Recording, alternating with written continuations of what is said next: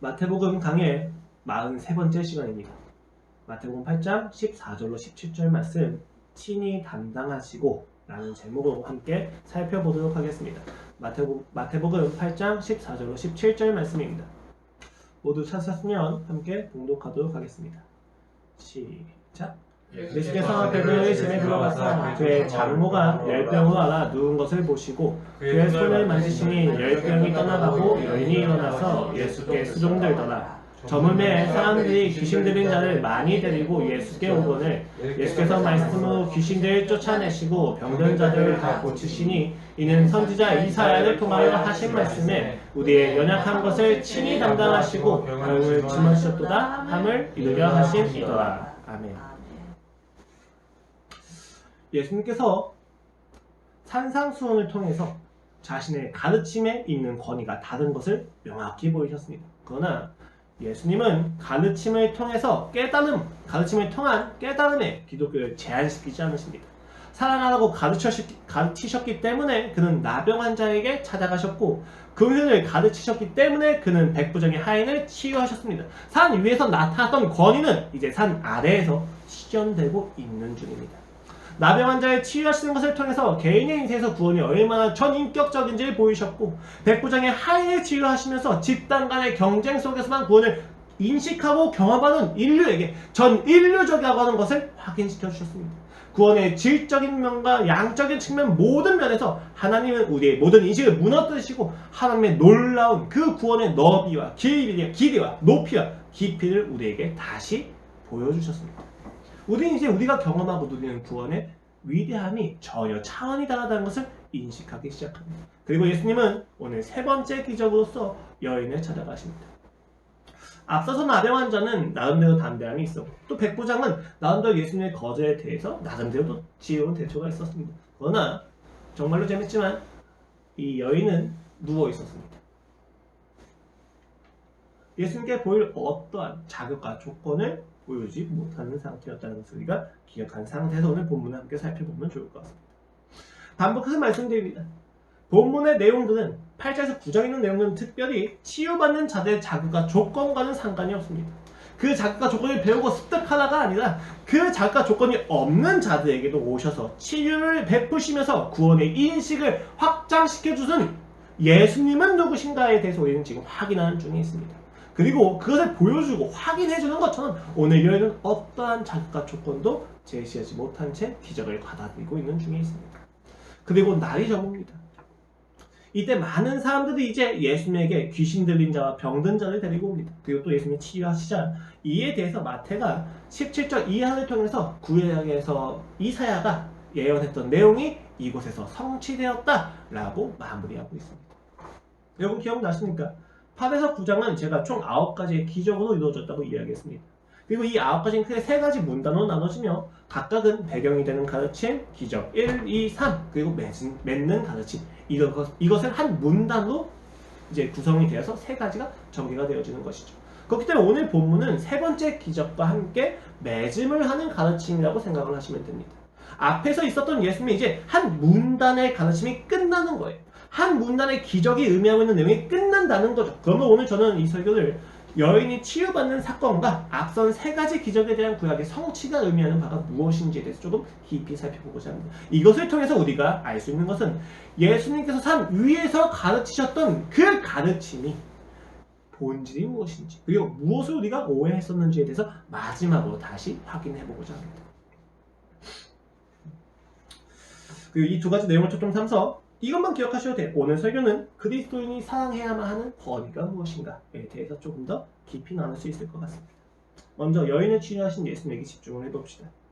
앞선 2가지 기적을 살필 때 우리는 예수님의 권위를 나타내주는 어떤 수단들을 찾았습니다.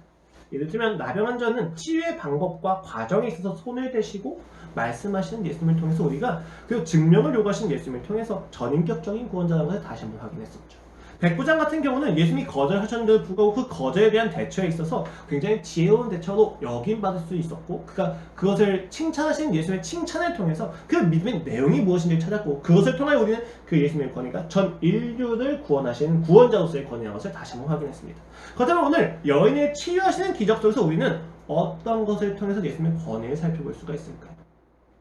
이 질문에 답하기 위해서 우리는 먼저 앞에 있었던 세 가지 치유 사건이 가지고 있는 공통점하고 그 두 가지와는 차별되는 다른 점에 대해서 좀 살펴볼 필요가 있습니다. 먼저 공통점을 한번 살펴봅시다. 나병 환자, 백부장의 하인, 그 여인이 치유되는 사건에 있어서 너무 명확한 공통점이 있죠. 무엇입니까? 그들이 모두 다 부정환자라는 거죠. 그리고 또 하나의 공통점은 이것을 통해서 치유받는 사람에 대한 이야기를 하는 것이 아니라 치유하시는 분이 누구신가에 대해서 강조하고 있다는 것이 이 세 가지 기사의 공통점입니다. 이러한 강조는 뭐 다른 데서 살펴볼 필요도 없어요. 공간복음서 간의 대조를 보면 너무 쉽게 파악이 되죠. 마가복음 같은 경우는 1장 20절로 31절 말씀에서 이것을 기록하고 있고 누가복음 4장 38절로 41절에서 이 내용을 기록하고 있습니다. 굉장히 길게 설명하고 굉장히 많은 배경을 설명하고 그 여인이 누구이며 그 여인이 어떤 상황에 처해 있는지에 대해서 길게 서술하지만 마태는 굉장히 간단하게 축약하죠. 이 두 가지죠. 2절로 설명을 축약하고 있다는 것입니다. 그 앞에 있는 배경을 사실 살펴보면 마가복음과 누가복음을 이제 반영해서 보면 예수님께서 가버나움에서 귀신 들린 자를 고치시는 맥락 속에서 그 여인을 만납니다.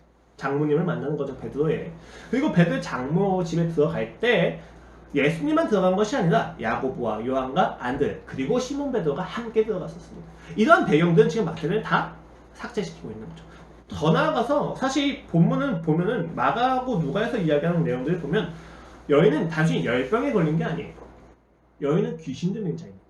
귀신 들린 현상으로서 열이 나고 있는 중이었죠. 그래서 사실 사단의 권세, 귀신의 권세가 대조되고 있는 환경이나 문맥이 보이는 환경 속에서 예수님이 그 여인을 치유하셔요. 그래가지고 가끔 이제 예수님 그 장모님을 치유하실 때 뭐 저희 장모님은 아니까 일단 장모를 치유할 때 네, 장모를 치유할 때 그쵸?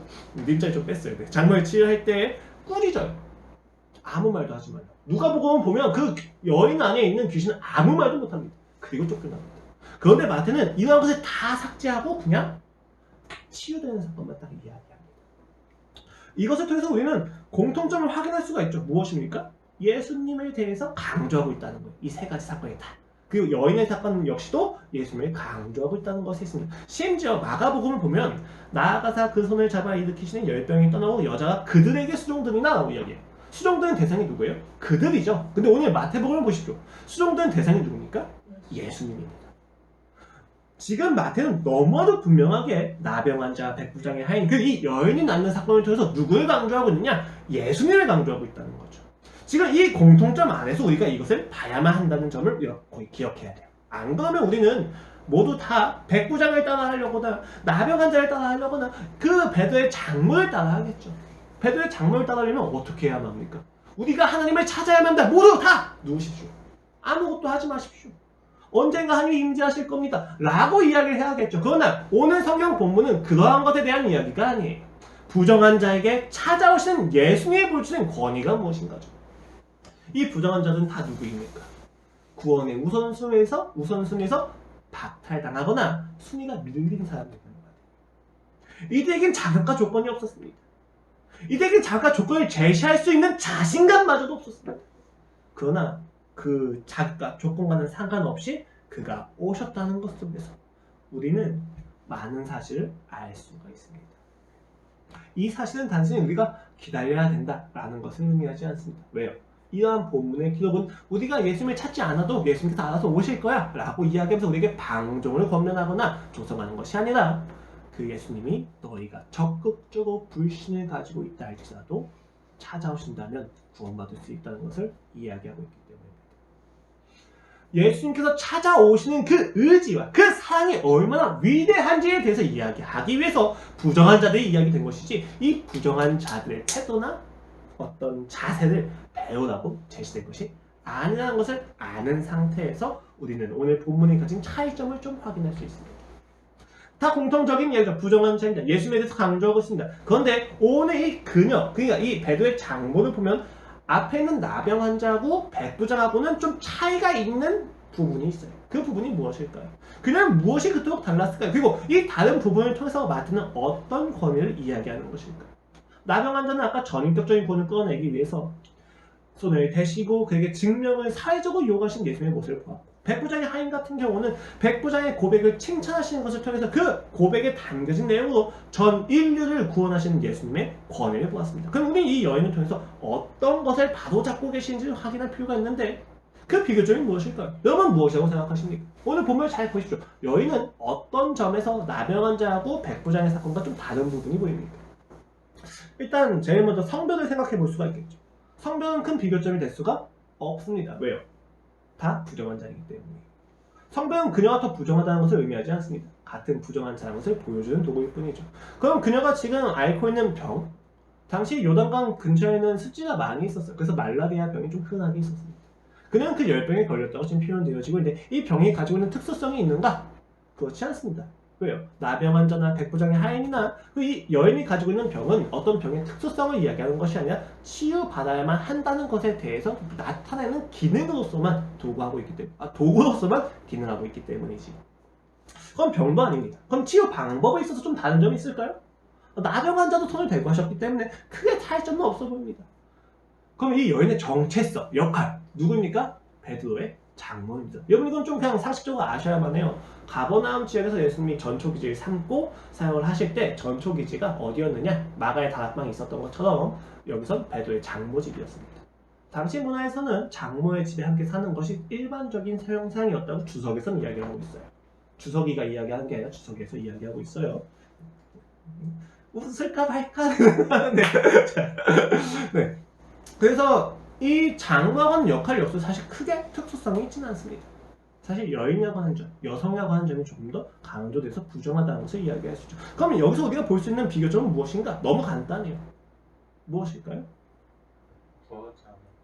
구하지 않았다. 그것도 굉장히 중요한 포인트죠. 하지만 가장 명백하게 나타나고 있는 확실한 비교점은 여인이 일어나서 예수께 수종들다라는 것입니다. 재밌죠? 왜요? 나병환자는 나은 이후에 어떻게 반응했는지 이야기하지 않습니다. 백부장의 하인 역시도 나은 이후에 어떻게 반응하는지 이야기하지 않는데 이 여인만은 일어나서 즉시 치유가 되고 즉시 일어나서 예수님의 수종들었다라고 이야기하고 있습니다. 이 부분이 굉장히 특별한 부분이라는 거죠. 그러면 오늘 우리가 이 세 번째 기사를 통해서 예수의 권위가 가지고 있는 어떤 특성을 이야기할 때는 이 부분과 연관시켜서 이해를 해봐야만 한다는 것이죠. 또 이렇게 이야기하니까 수종들었다. 그래, 우리 자세와 태도가 되게 중요하다고 이야기를 하시는데 조금 더 깊이 살펴봅시다. 오늘 여기 수종들었다고 하는 표현은 디아코네이라고 하는 헬라어예요. 섬긴다, 수종든다. 옆에서 심부름을 하다, 혹은 어떤 육체적인 필요를 채우다. 그리고 어떤 집사들에 대해서 쓸 때도 이 단어가 어근이 돼서 사용이 되기도 하죠. 섬긴다는 측면에서. 그렇기 때문에 우리는 이 단어가 굉장히 특별하다라고 생각할 수는 없습니다. 오늘 문맥을 보면 사실 예수님과 그 제자들에 대해서 숙식을 제공한다는 점에서 이미 그녀는 수종을 들고 있었기 때문이죠. 그렇다면 마태가 이 수종을 든다는 것을 통해서 이야기하고자 했던 건 이 장모가 이렇게 치료를 받았기 때문에 숙식을 제공한 거야가 아니에요. 이미 그건 이루어지고 있는 중에 있었기 때문입니다. 그렇다면 이 마태가 이 수종 든다는 표현을 통해서 이야기하고자 했던 것은 무엇이냐? 예수님께서 치유 사역을 하신 것에 대해서 우리가 받았을 때 인간이 어떤 자발적인 반응이 나타나느냐? 그리고 인간이 반드시 그 치유 사역, 그 구원 사역에 있어서 반드시 자발적으로 반응하는 섬김이 따라온다는 것을 이야기하기 위함이에요. 그것이 이후에 이어진 제자도하고도 연관되기 때문에 오늘 이 수종 든다고 하는 표현은 구원받은 자는 반드시 자발적인 반응을 할 거다라는 것에 대해서 이야기하는 권위라는 것입니다. 근데 여기서 포인트는 자발적인 반응을 해야 된다라고 이야기하는 게 아니에요. 명령하는 게 아니란 말입니다. 자발적인 반응이 되더라라고 설명한다는 거예요. 이것을 잘 구별해야 돼요. 왜 그러냐면, 왜 구별해야 되냐면 간단해요, 여러분. 너희가 자발적으로 반응을 해야만 한다라고 설교를 한다면 우리의 관심은 또 어디로 갑니까? 예수님이 아니라 여인에게로 가요. 오늘 본문이 의도한 바는 그게 아니라는 거죠. 여러분 이렇게 생각해보면 되게 쉽습니다.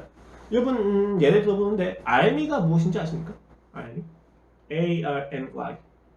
자, 근데 이게 굉장히 시대 차이가 느껴지는 부분입니다, 여러분. 알미라고 이야기하면 일단 일반적으로는 군인이죠.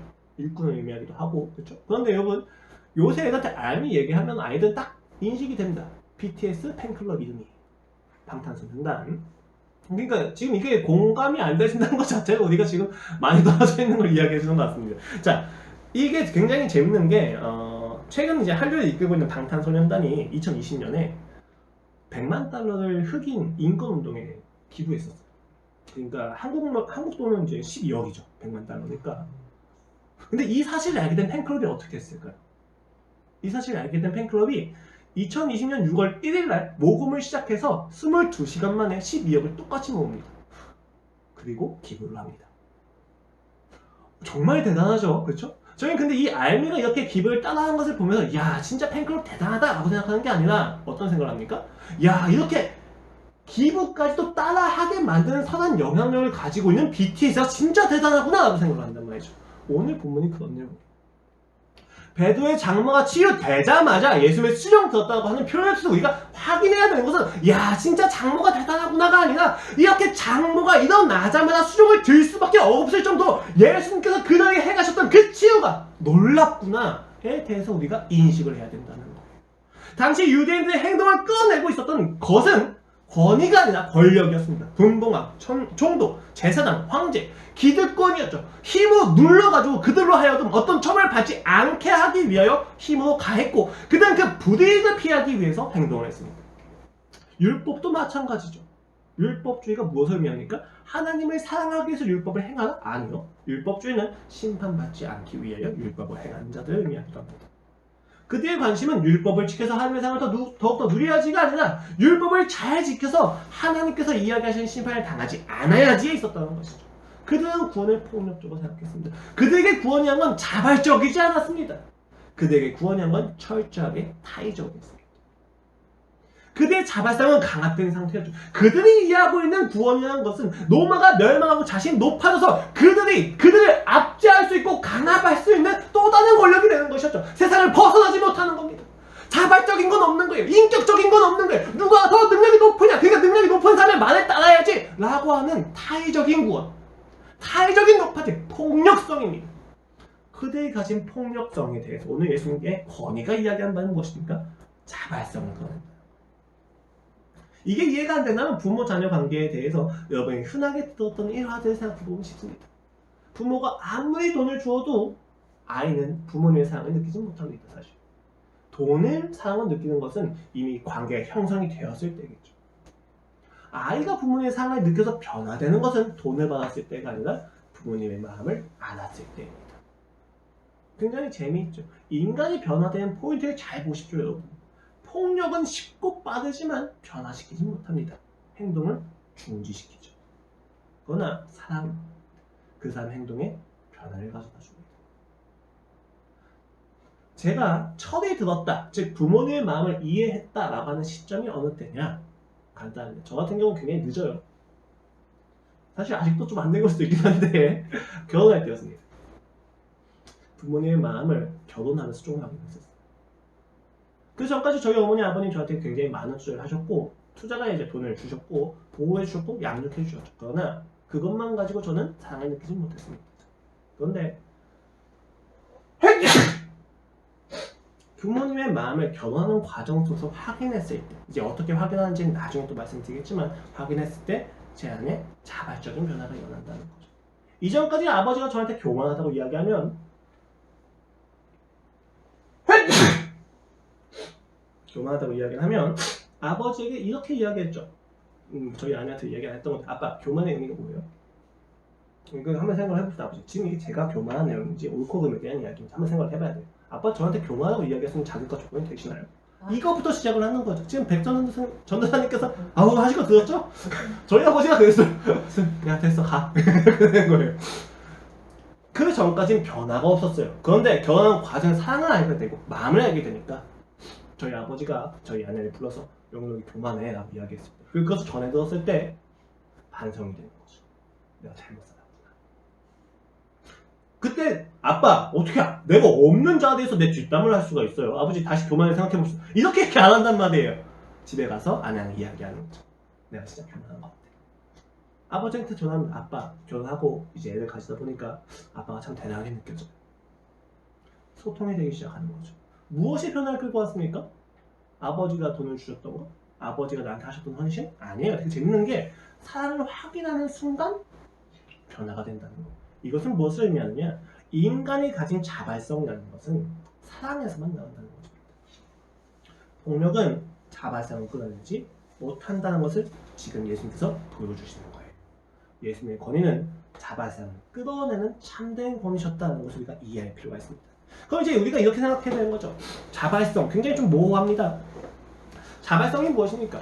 내가 자기 의지로 한다는 것을 의미하는 거죠. 다른 사람의 의지가 아니라 나의 의지로 한다는 것이 있습니다. 근데 굉장히 재밌는 게 자발성의 동기는 건 무엇일까요? 라고 이야기했을 때 굉장히 많은 사람들이 문제 해결이라고 생각할 때가 많이 있습니다. 문제가 해결되면 그 문제가 해결되기 위해서 나의 자기의 의지가 끌어내진다는 거죠. 근데 사실 꼭 그렇지는 않습니다. 뭐 이런 경우죠. 하나님이 복을 주실 거야. 그러니까 기도하자. 하나님께서 하나님을 잘 믿으면 돈을 잘 벌게 해주실 거야. 그러니까 말씀을 읽자. 라고 이야기해서 이것이 자발성이다 라고 생각하는 경우가 있어요. 물론 넓은 의미에서 자발성이 맞죠. 그러나 여기서 이야기하는 자발성을 꺼낸 동기는 거짓된다면, 이 동기가 잘못되었다면 이것을 참된 자발성으로 이야기할 수 있는가라고 했을 때 성경이 이야기하는 자발성과는 좀 거리가 있다는 거예요. 여러분, 세상이 이야기하는 자발성은 조금 다릅니다. 잘 보세요. 마약을 했습니다. 중독이 돼. 그 마약을 계속합니다. 자발적인 거죠. 마약을 찾는 건 자발적인 겁니다. 자기의 의지로 찾는 거거든요. 근데 이 의지가 종속되어 있다는 게 문제입니다. 이 의지가 기만당하고 있다는 것이 문제입니다. 내 자신의 생명을 파괴하면서까지 마약이라는 것을 즐겨하고 내가 사랑하는 사람들 힘들게 하면서까지 이 말을 포기할 수 없고 이 말을 사랑하는 마음은 자발성이라고 이야기하기엔 조금 문제가 있다는 거예요. 잘못된 자발성이죠. 이것은 굉장히 재밌어요. 굉장히 많은 사람들이 내가 가지고 있는 자발성은 동기가 뚜렷해라고 이야기하는데 사실 사회 이론적으로 보면 자발성은 욕망의 대상의 자체에서 오는 것보다 욕망을 보여주는 매개체로부터 옵니다. 우리는 핸드폰이 좋은 거니까 핸드폰을 욕구하는 거야 라고 생각하지만 굉장히 많은 경우 핸드폰 자체가 욕구의 대상이 되지 않고 핸드폰이 가치가 있다는 것을 보여주는 사회적 관계 때문에 이것을 욕구한다는 거예요. 이것을 잘 사용하는 게 방법인 거죠. 여러분, 나이키를 왜 그렇게 좋아합니까? 저는 좋아하는데 요새는 좀 다르죠. 요새는 뭐 굉장히 높아졌어요. 제가 모르는 브랜드가 되게 많아졌더라고요. 그 뭐죠? 이거 상조회사 아디다스가 아닌데 뭐예요? 상조회사 브랜드? 아무튼 그거 있어요. 그렇죠? 아이들한테 그건 굉장히 효과적인 거예요. 아이들 정말 이게 가치가 있다고 생각해서 원하는 걸까요? 아니에요. G드래곤이 이거 한번 입고 다니면 매출이 올라갑니다. 되게 재밌죠? 이것에 대해서 정확히 알아보지 않아요. 이것을 입는 사람들을 보니까 멋있는 사람이 입어요. 그러면 이것을 삽니다. 왜요? 멋있는 사람이 이것을 입는 것을 보면서 무엇을 생각합니까? 나도 이것을 사용하면서 이 사람처럼 멋있어질 수 있겠구나 라고 가치 판단이 혼란이 온다는 거예요. 이것을 적극적으로 사용하는 거죠. 세상은 이렇게 우리에게 자발성을 속입니다. 야, 너는 핸드폰이 좋으니까 사용하는 거야 라고 이야기하는 것처럼 느끼게 하면서 사실은 핸드폰을 통해서 더 높아질 수 있을 것 같은 욕구를 자극하는 거죠. 거짓말이에요. 오늘 예수님께서 자발성을 이끌어낸다고 이야기하셨을 때에는 이런 욕구의 매개체가 사용되지 않습니다. 오늘 예수님의 그 자발성을 끌어내는 구원은 철저하게 예수님의 인격적인 관계 속에 있습니다. 이 사실을 마태는 이후에 이 세 가지 사건을 정리하는 매즘의 가르침 16절 17절 말씀을 통해서 이렇게 강조하는 거죠. 저물매라고 되어 있는데 여러분 이게 성경에서 저물매라고 하는 표현을 보시면 그냥 단순히 날이 저물었다는 표현도 될 수 있지만 많은 경우는 안식일이 끝났다는 거예요. 안식일이 끝나고 사람들이 귀신 들린 자를 많이 데리고 예수께 오거든요. 왜냐면 안식일이니까 귀신 들린 자를 데리고 올 수가 없었던 거죠. 자, 그래서 이건 그냥 이해를 하신 상태에서 보십시오. 귀신 들린 자를 많이 데리고 예수께 오거늘 예수께서 말씀으로 귀신을 쫓아내시고 병든 자를 다 고치시니 이는 선지자 이사야를 통하여 하신 말씀에 우리의 연약한 것을 친히 담당하시고 병을 짊어지셨도다 함을 이르려 하십니다. 아 뭐야 지금 귀신 들린 자고 병든 자를 고치셨네? 그럼 기적이 세 가지가 아니라 네 가지잖아 라고 이야기한 건 조금 의미가 없어요. 왜냐면 지금 여기서 표현하는 바는 17절을 이야기하기 위해서 앞에 있는 세 가지 기사를 정리한 거거든요. 그러니까 사실 여기서 우리가 집중해야 될 건 17절 말씀입니다. 이사야서를 인용하면서 우리의 연약한 것을 친히 담당하시고 병을 짊어지셨도다 함을 이루려 하심이더라 라는 거죠. 이사야서 53장 4절 말씀입니다. 그는 실로 우리의 질고를 지고 우리의 슬픔을 당하였거늘 우리는 생각하기를 그는 징벌을 받아 하나님께 맞으며 고난을 당한다 하였노라. 그가 찔림은 우리의 허물 때문이요 그가 상함은 우리의 죄악 때문이다. 그가 징계를 받음으로 우리는 평안을 누리고 그가 채찍에 맞음으로 우리는 나음을 받았다.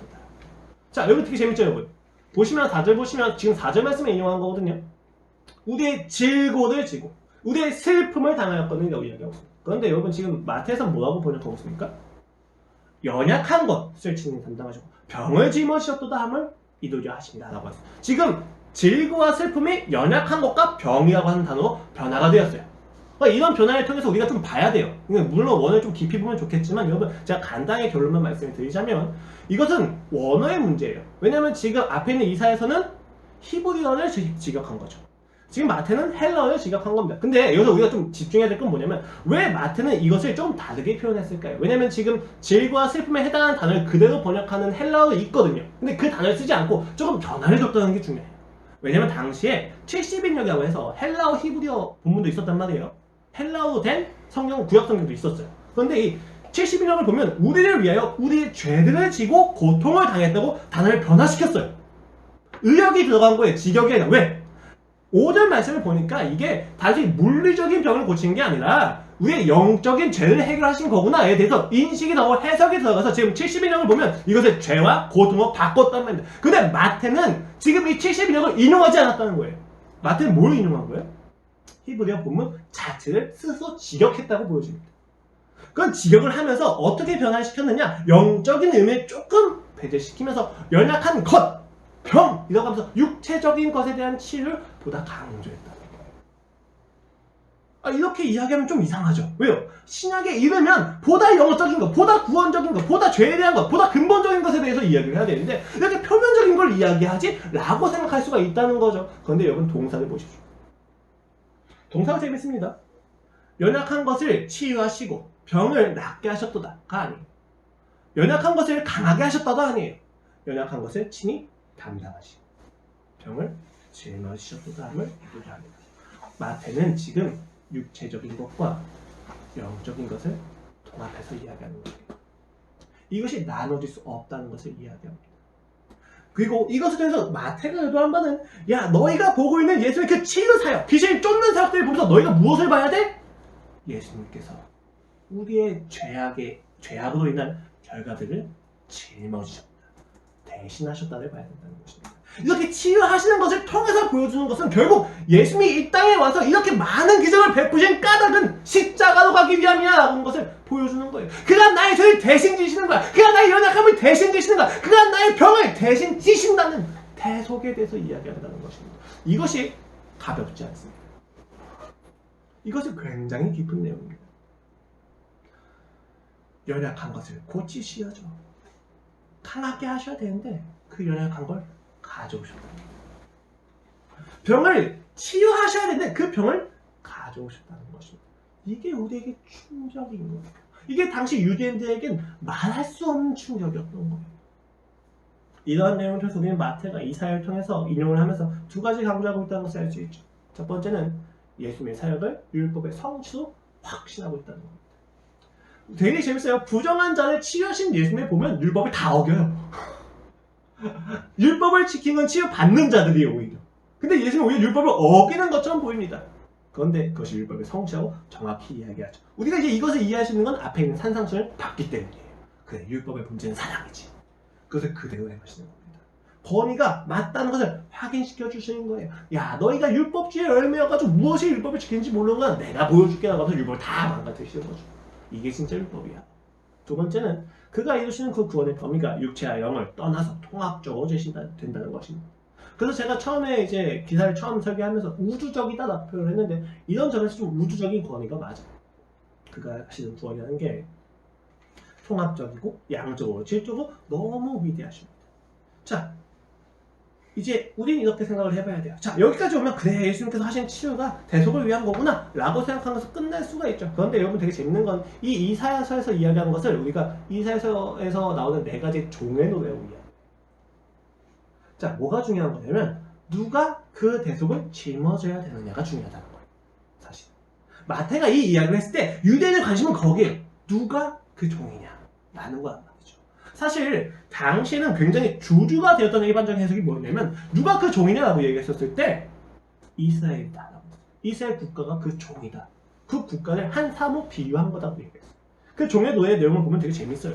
하나님을 불신해서 심판받는 이스라엘 백성을 종이 나타나서 구원할 건데 이 종이 구원하는 방식이 무력이 강해지는 것이 아니라 이스라엘 대신해서 고통을 받는 거야 라고 이야기한단 말이죠. 근데 이걸 이스라엘 백성이 많은 유대인 학자가 어떻게 해석했냐면 온 인류의 죄를 구원하시기 위해서 한 대속자가 필요한데 그게 바로 이스라엘이야 라고 이야기하는 거예요. 지금 이스라엘이 포로가 된 거는 우리의 죄 때문이 아니라 이 온 인류의 죄를 대신 담당하고 있기 때문이야. 우리 인생은 선민이다라고 이야기하고 있단 말이야. 근데 마태가 지금 그걸 뒤집어요. 어떻게? 그 종이 예수님이야. 너희는 죄를 해결할 수 없어. 라고 이야기한다는 거죠. 우리는 굉장히 많은 경우 착각합니다. 어떤 착각? 스스로 죄를 해결할 수 있다. 우리 스스로 그 죄를 이겨낼 수 있다. 그 죄를 직접 그리고 온전하게 해결할 수 있는 것처럼 우리는 착각합니다. 그러나 성경은 분명히 이야기합니다. 우리는 스스로 죄를 해결할 수 없다. 그 죄 앞에 무력할 것이다. 성경은 분명하게 이야기하죠. 왜요? 죄라는 것은 지은 주체의 동기에 따라서 질이 결정되는 것보다 죄를 지은 대상에 따라서 질이 결정되는 게 더 크기 때문에 내가 아내를 때린 것보다 대통령을 때린 게 더 큰 죄로 여겨진다는 게 죄의 속성에 있습니다. 자, 그럼 생각을 해보십시오. 우리는 죄를 해결할 수 없는 이유가 무엇입니까? 내가 아무리 진정성이었다 할지라도 죄를 당한 대상이 하나님이라고 했을 때 그 무한한 죄의 질을 어떤 누구도 해결할 수가 없다는 거죠. 이게 문제입니다. 제가 여러분 분명하지만 잔인하지만 명백하게 이야기했습니다.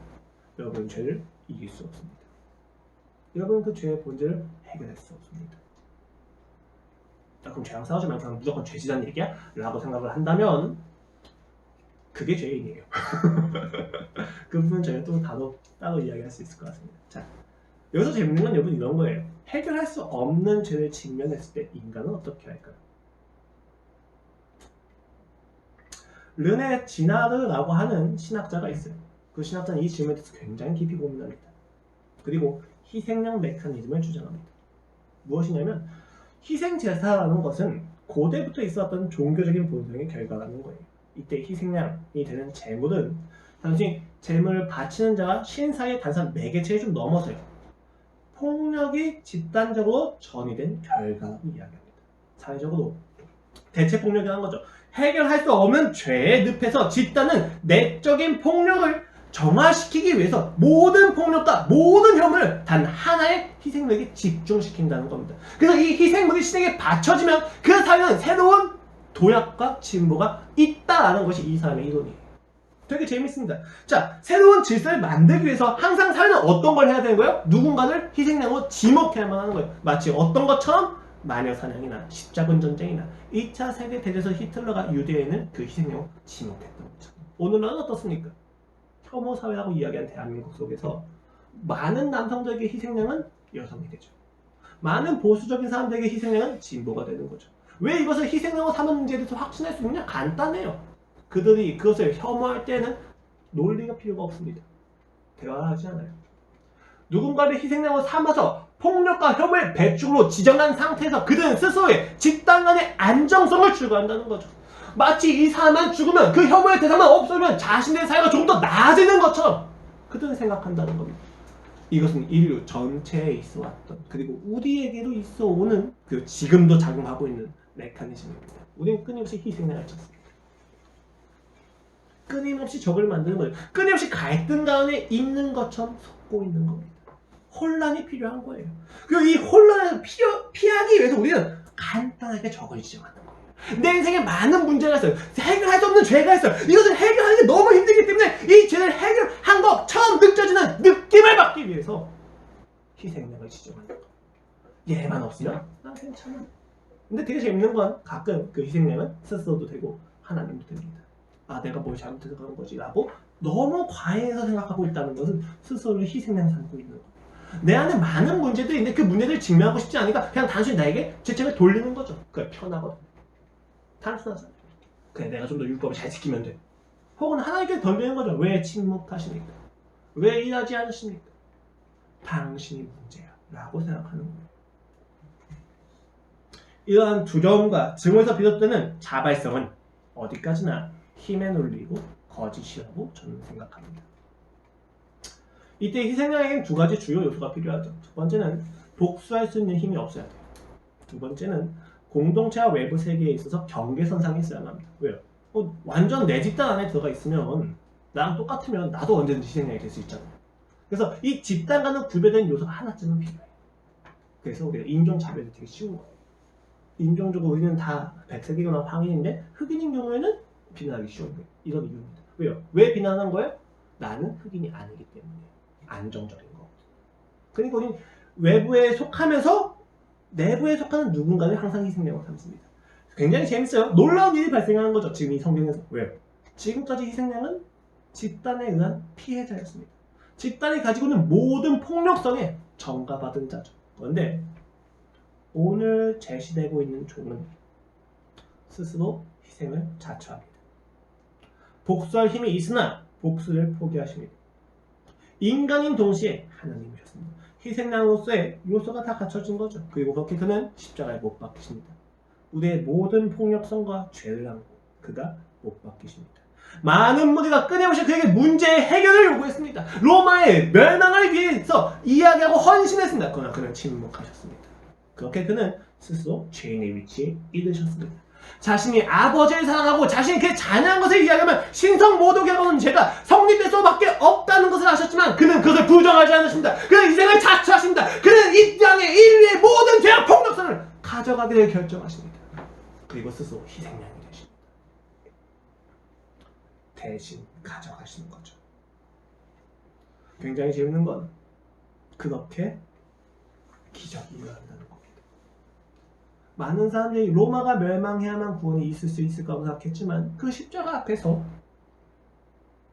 내 죄가 모두 거기에 투영이 되고 다 쏟아지고 그 결과서 그가 죽어야만 한다는 것을 확인하는 것 앞에서 그들은 구원을 경험하는 기적이 일어난다는 겁니다.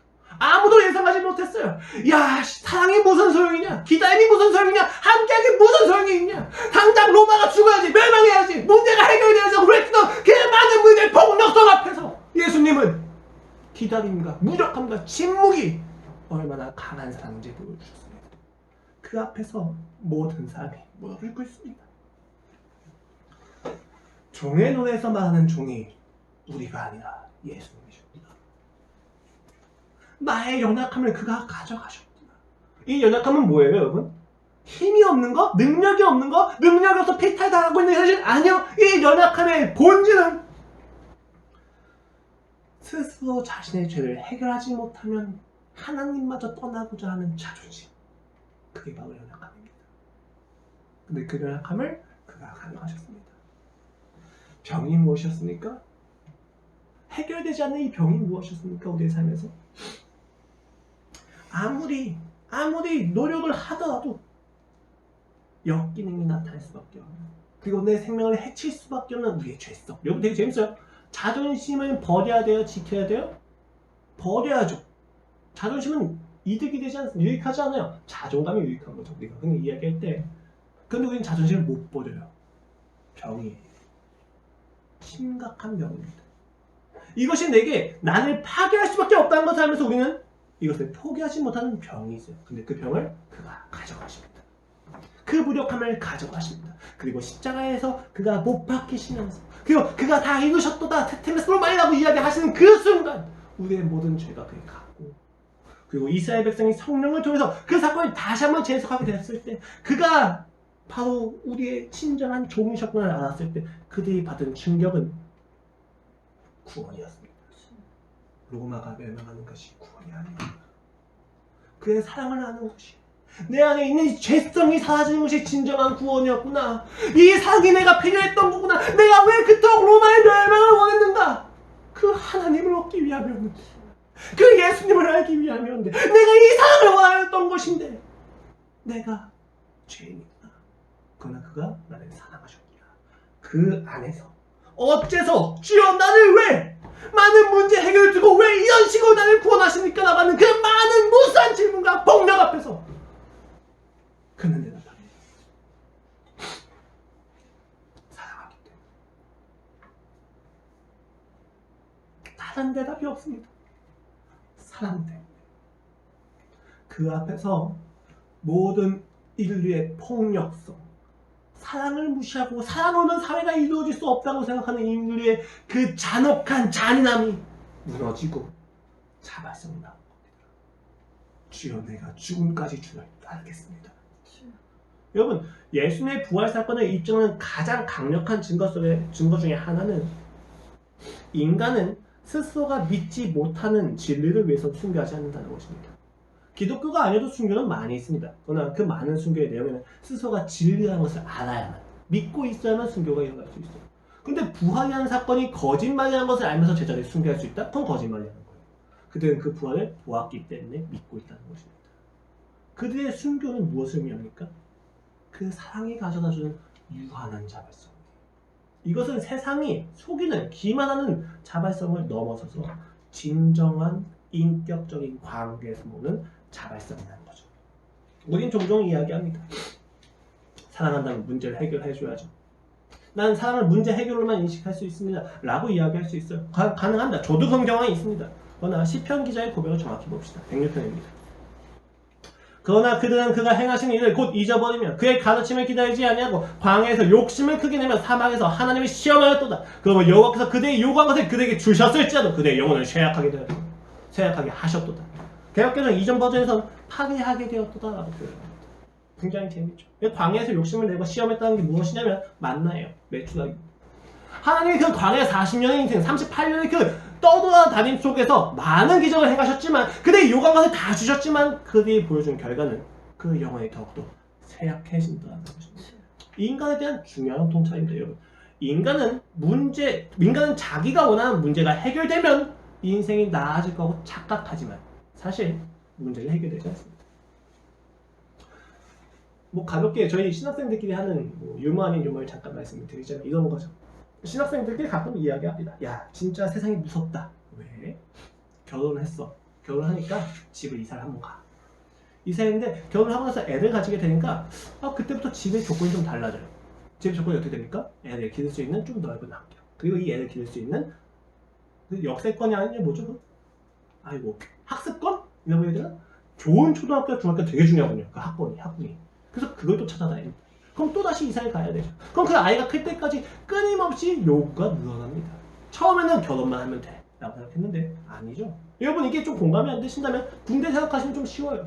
군대 가기 전까지 무슨 생각합니까? 군대만 안 가면 좋을 텐데. 전역할 때 무슨 생각합니까? 전역만 안 하면 좋을 텐데. 전역하면 무슨 생각합니까? 예비군이 최고 좋은 것 같다. 예비군 끝나면 좋겠다. 예비군 끝날 때 무슨 생각합니까? 예비군 안 끝났으면 좋겠다. 되게 웃겨요 인간이. 끊임없이 무언가 다른 것을 요구합니다. 이 문제가 해결되면 괜찮아질 거라고 생각하는데 문제가 해결돼도 끝나지 않습니다. 다른 문제가 나올 뿐이죠. 이것이 무엇을 의미하느냐? 우리가 요구하는 문제의 해결이 근본적인 해결이 아니라는 거예요. 코로나에 걸렸어요. 열이 납니다. 그러면 하나님께서 해열제를 먹이고 그 다음에 코로나를 고치실 수도 있지만 긴급함에 따라서는 해열제를 안 먹인 상태에서 코로나를 고치고 난 이후에 해열제를 줄 수도 있는 거예요. 혹은 해열제를 안 줘도 될 정도로 고쳐지는 경우도 있는 거죠.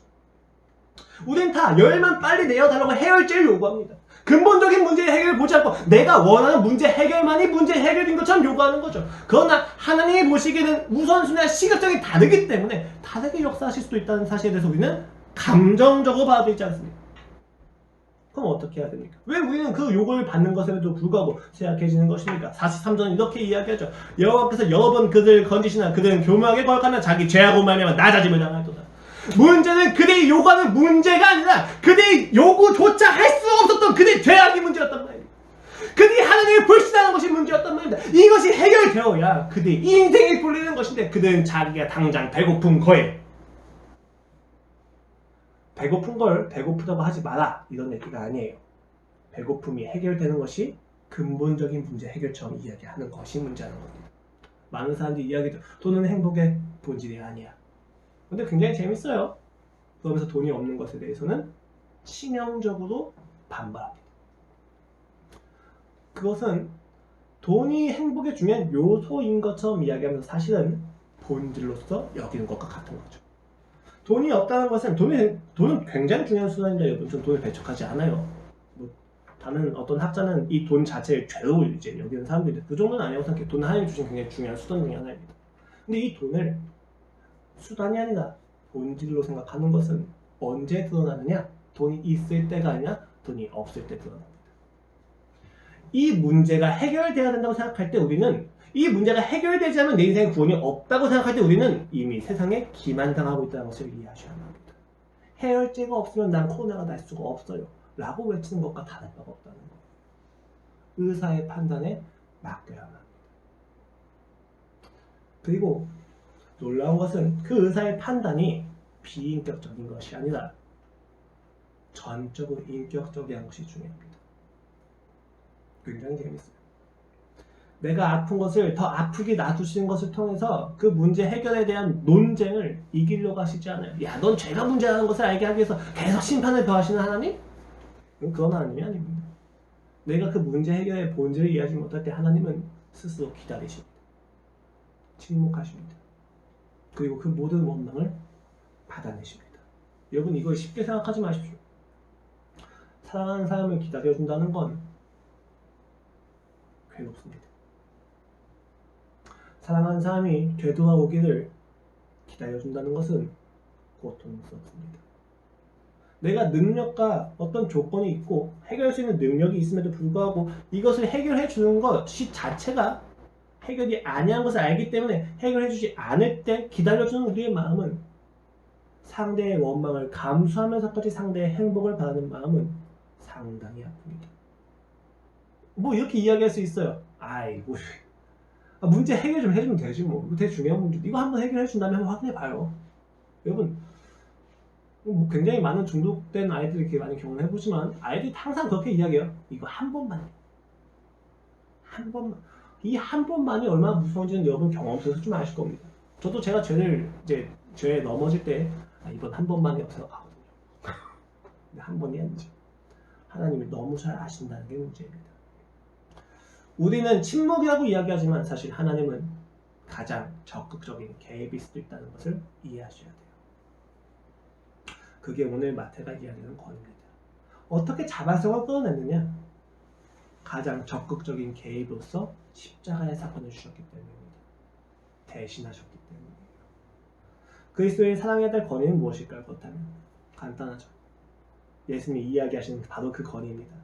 하늘 군대를 부르는 거나 시간을 되돌리거나 한순간에 태양을 멈추거나 홍해를 가르는 능력이 그것을 보여주는 것이 예수 그리스도가 보여주신 권위가 아니었단 말입니다. 그가 보여주신 권위는 무엇이었습니까? 십자가로 자발적으로 한 발자국 향하시면서 그 고통을 감내하시면서 그 모든 사람들의 원망과 그 모든 불평을 감내하시면서 십자가에 지신 그 순간 하나님의 뜻이 이루어지는 것을 감격하는 그것이 바로 우리가 사랑해야 될 권위입니다. 우리의 능력은 십자가에 지는 것에 있습니다. 세상이 보잘것없다고 이야기하는 것에, 세상이 가치를 두지 않는 것에, 세상이 효율적이지 않냐고 하는 그 영역에 우리가 하나님을 인하여 가는 그것이야말로 가장 큰 권위입니다. 신자의 권위는 능력이 탁월한 게 아니에요. 세상에 할 수 없는 것을 하는 것이 있습니다. 그것이 무엇입니까? 하나님이 아닌 것은 가지 않고 하나님이 말씀하신 거 하면 극도의 비효율처럼 보이는 것이다 할지라도 가는 겁니다. 아까 기도했잖아요. 앞이 보이지 않지만 내 손을 붙잡고 있는 하나님 때문에 오늘 살아가는 것. 그것이 신자의 권위입니다. 말이 안 되죠. 저도 힘듭니다. 당장 돈을 벌 구석이 있어요.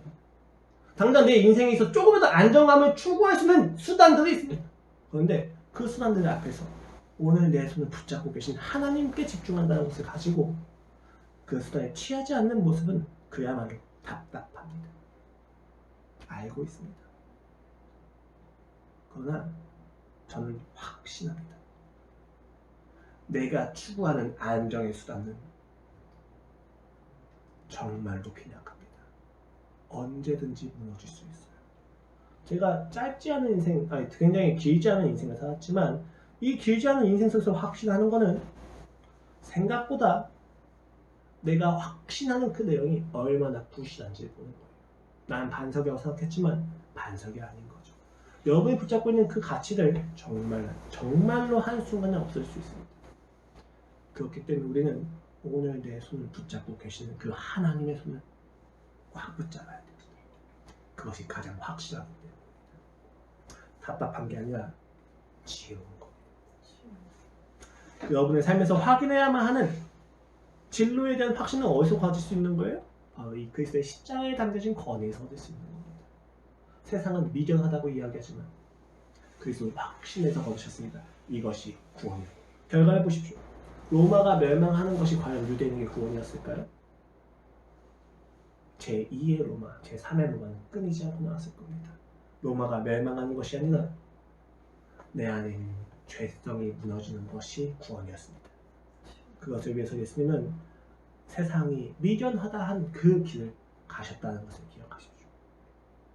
하나님께서 보이시는 길이야말로 우리의 삶에서 가장 위대한, 가장 확실한 길이기 때문에 그럼에도 불구하고 우리가 나아가는 것이 그리스도인이 사랑해야 될 권위라는 것을 기억하셔야 합니다. 그리스도인의 정체성과도 연결되겠죠. 오늘 여러분이 그 십자가로 향하는 발걸음의 방향성과 그리고 그 발걸음의 동기가 바로 여러분이 사랑해야만 하는 권위라는 것을 받아들이시기를 권면드립니다. 십자가로 가십시오. 그리스도의 사랑이 필요하신 겁니다. 다른 게 아니라 예수님이 필요하신 겁니다. 어떤 높은 것이 아니라 예수님의 사랑이 여러분에게 가장 필요합니다. 기도하시겠습니다. 하나님 아버지, 우리의 마음이 의의 줄입니다. 오름이 아니라 사랑의 줄입니다. 사랑이 바로 오름이기 때문입니다. 아버지, 상대를 비난할 수 있는 기준이 의가 아니라 상대를 품을 수 있는 사랑이 바로 의라는 것을 기억하게 하여 주시옵소서. 그래야 주님, 우리가 그 십자가로 나아가게 하여 주시옵소서. 감사합니다, 주님. 오늘 이 예배의 자리에서 우리에게 사랑을 더욱더 부어주시기를 소망합니다. 아버지, 죄인입니다. 아버지, 나는 벌레입니다. 너무 쉽게